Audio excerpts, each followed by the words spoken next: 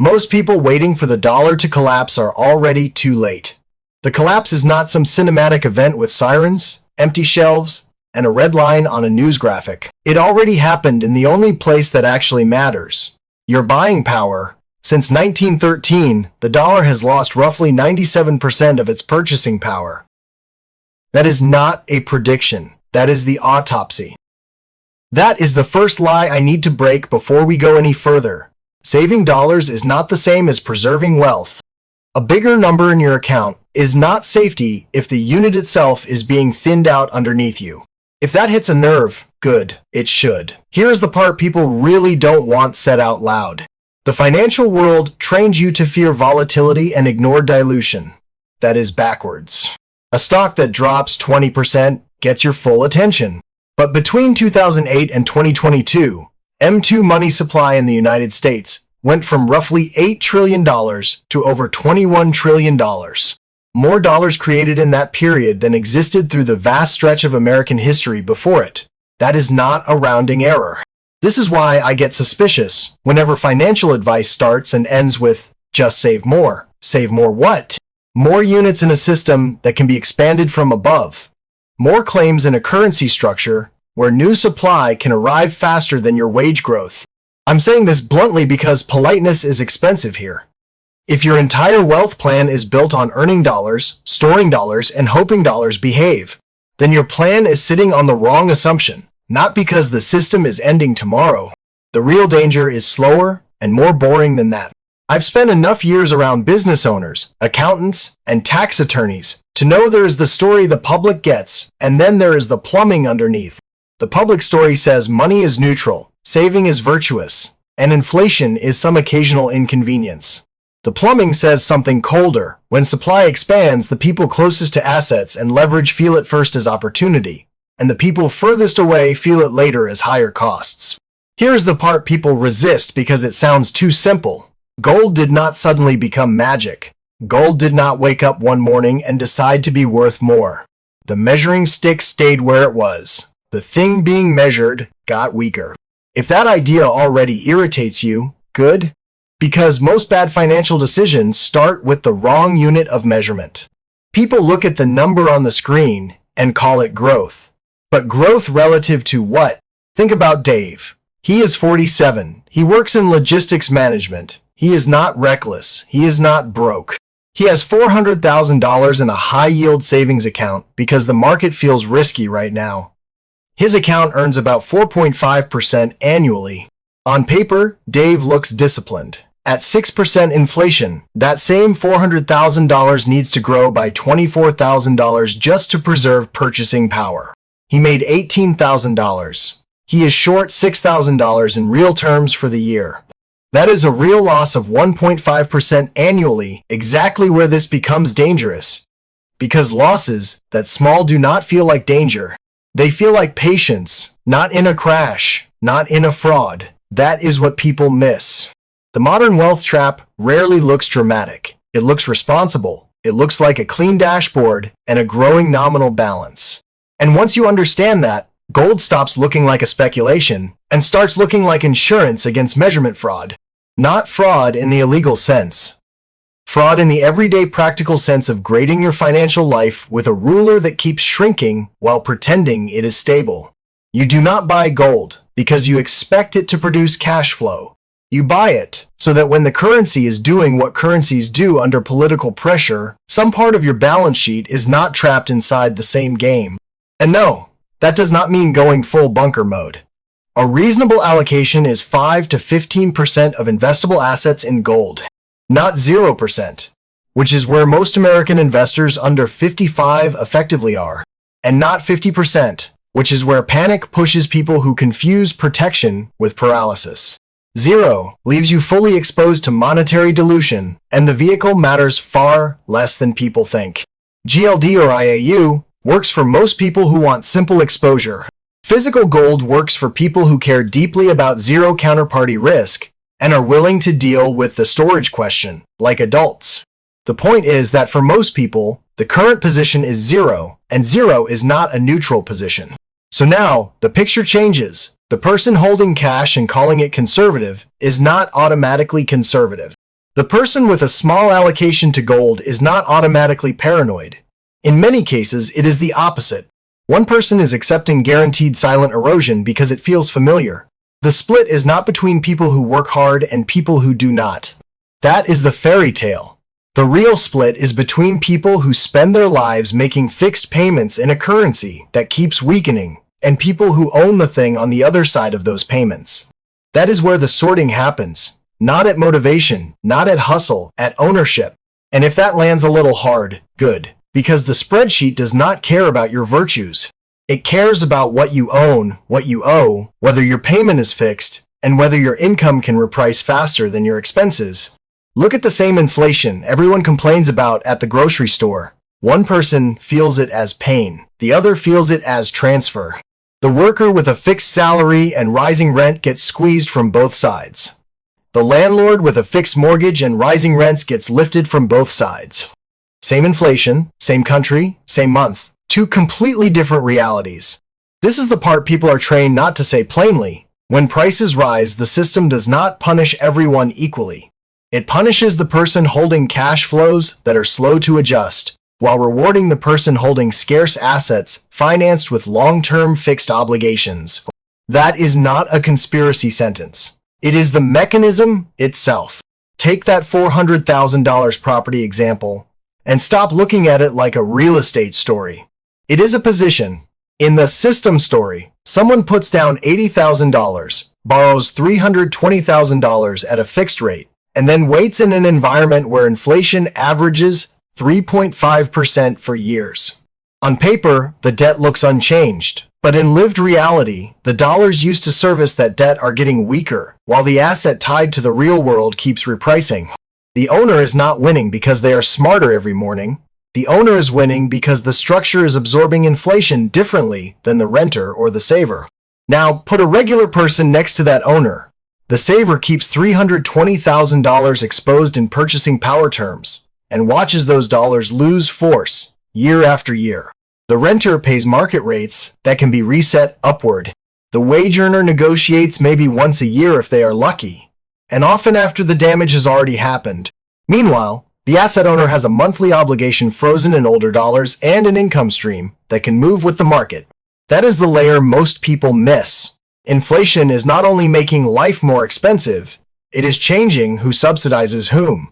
That is why the morality play around hard work is incomplete to the point of being misleading. Hard work without asset ownership often just means you become a more efficient servant to price increases. You get better at budgeting, better at coping, better at tolerating the slow leak. Hard work with the right structure means your labor gradually buys you out of vulnerability. The first version produces endurance. The second produces leverage. That is the hierarchy in plain English. At the bottom are people whose costs float and whose income lags. Slightly above them are people who save diligently in assets that do not keep pace.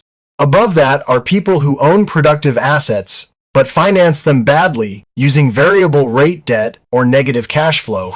And above them are people who own productive assets, locked in fixed rate financing, and let the market reprice the income stream over time. Those are not just investment choices. Those are different legal and economic relationships to the currency. And yes, this is where people get emotional because it feels unfair. In many ways, it is unfair. A nurse can work a brutal schedule, pick up extra shifts, skip vacations, and still get pushed backward if most of what she owns is cash and most of what she owes can reprice against her. A mediocre owner with a boring duplex and a fixed mortgage can sleep through half the decade and come out better positioned. That does not mean effort is useless. It means effort alone is not the deciding variable once inflation becomes persistent. That is also why the phrase, "I just want to save more," is often a class signal disguised as prudence. Save more in what? For what horizon? Against what dilution? A bigger pile of cash is not the same thing as a stronger balance sheet. If the unit you are saving in is being degraded faster than your return compounds, you are not climbing. You are preserving the appearance of caution while the real burden shifts under your feet. And this is where people like Dave matter. Dave is not lazy. Dave is not stupid. Dave is cautious, literal, and allergic to anything that sounds like financial theater.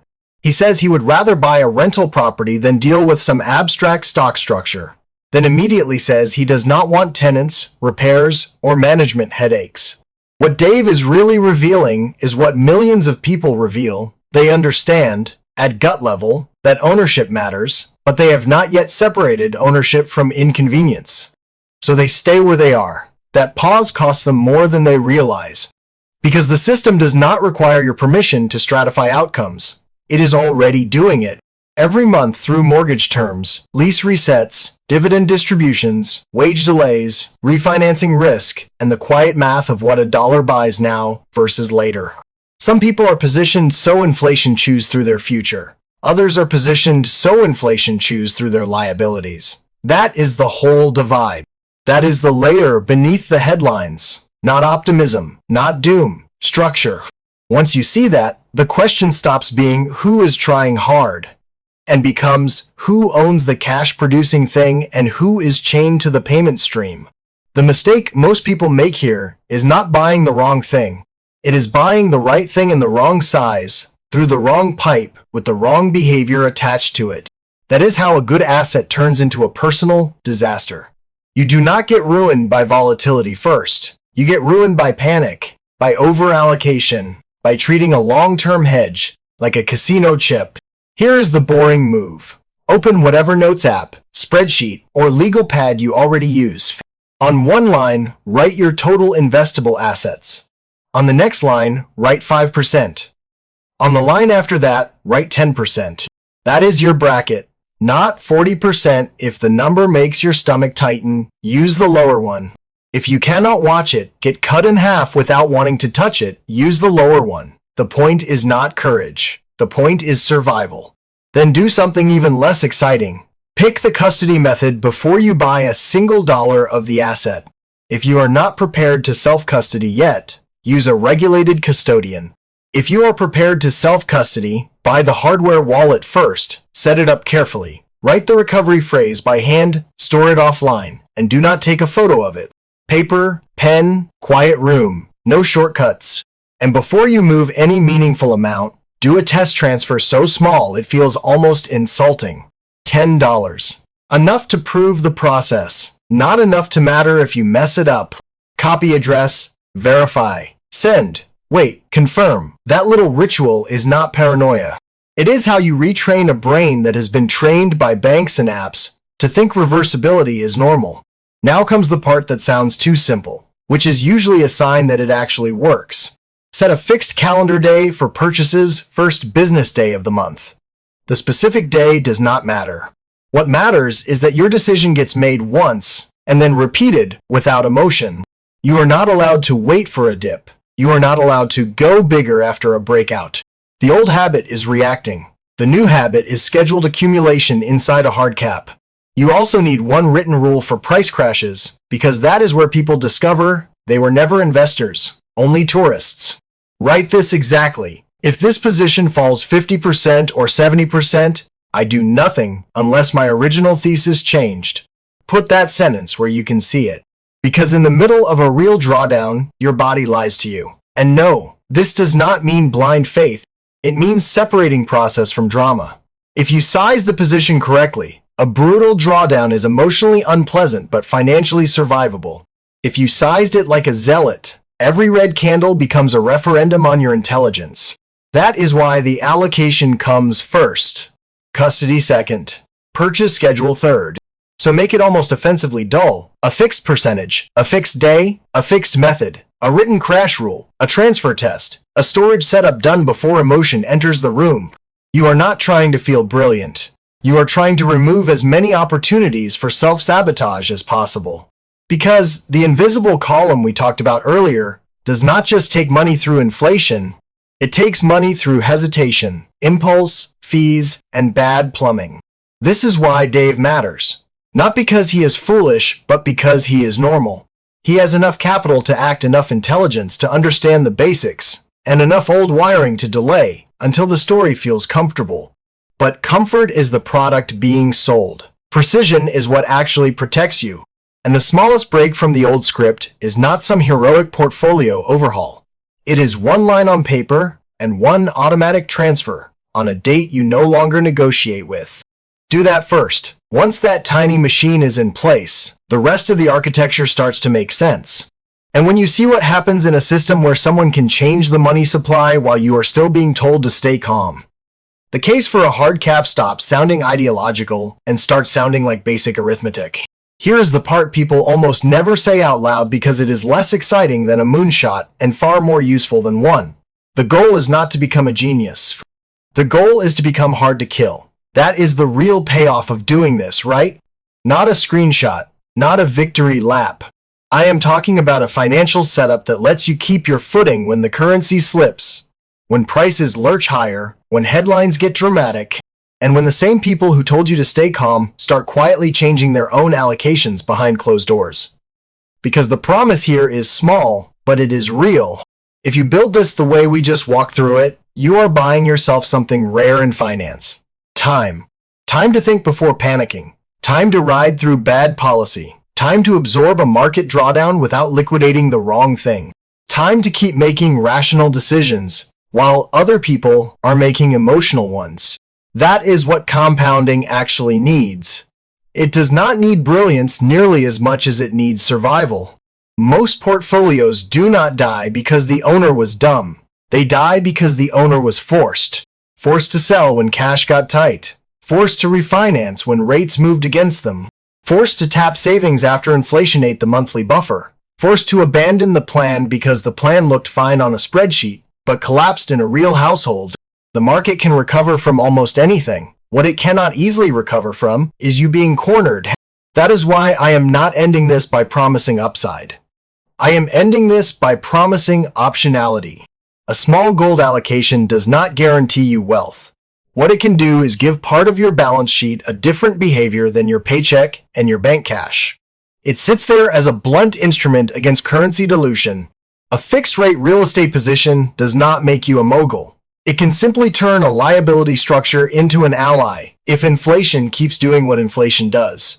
You owe tomorrow's dollars on yesterday's terms while rents and replacement costs move in today's prices. That is not magic. That is contract math.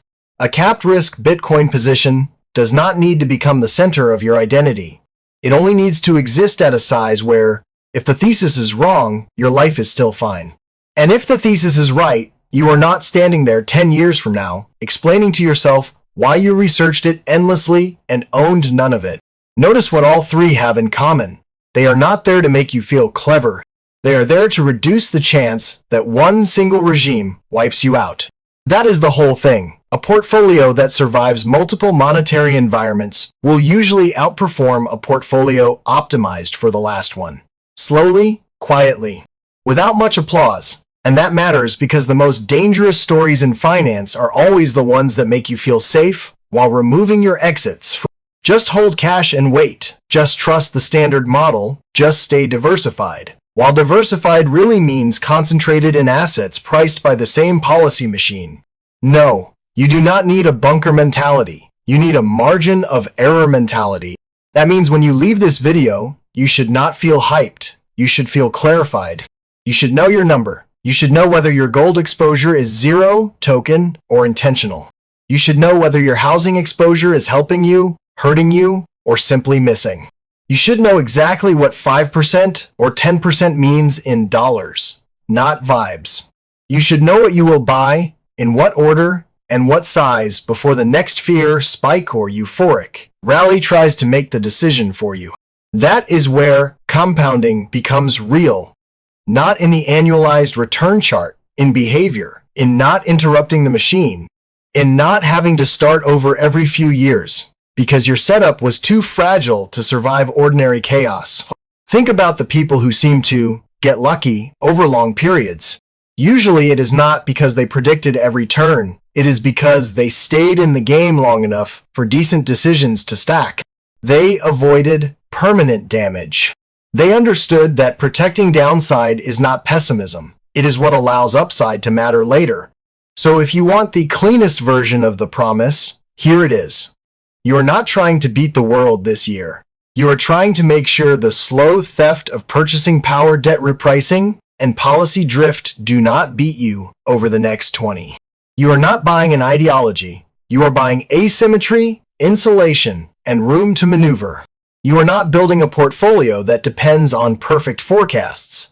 You are building one that can survive being partially wrong. And if you do that, the reward is not a miracle. The reward is that 5 years from now, 10 years from now, you are still standing with capital intact, choices available, and enough emotional stability to keep compounding. While other people are busy rebuilding from avoidable damage, because boring is underrated. Boring means the mortgage got paid without drama. Boring means you did not have to sell equities into a drawdown, because the emergency fund was fake. Boring means your monthly expenses rose, but not faster than every piece of your balance sheet. Boring means you slept. Boring means you were still investable after the panic passed. And there is one more thing that matters here. A good financial structure should preserve your right to change your mind. That is another reason position sizing matters so much. If you put too much into any one idea, you lose the freedom to think clearly about it. Every headline feels personal. Every pullback feels like an attack. But if the position is sized correctly, you can evaluate new evidence without your pulse jumping. You can add slowly, hold patiently, or trim rationally. You can be wrong without being broken. That is a real kind of wealth, the ability to revise without collapsing. So the commitment I would make is simple. I would commit to never letting one narrative control my future. Not the cash is safe narrative. Not the housing always wins narrative. Not the gold is dead narrative. Narratives are useful only up to the point where they start asking for blind obedience. After that, they become expensive. What you want instead is a structure with a pulse, but no drama. Some hard asset exposure, some productive exposure, some capped alternative exposure. Enough liquidity that life does not force liquidation.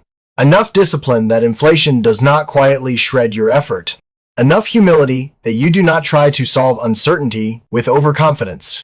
That is survivable, and survivable compounds. There are people right now with higher incomes than you, more confidence than you, and worse long-term outcomes coming for them because they are standing on a fragile stack of assumptions. They think salary growth will outrun prices forever. They think refinancing will always be available. They think central banks can painlessly engineer every landing. They think cash is neutral. They think not choosing is somehow safer than choosing. It is not. In monetary systems, passivity is still a position, usually the default losing one. You do not need to be paranoid about that. You just need to stop being casual about it. And once you do, the entire game changes.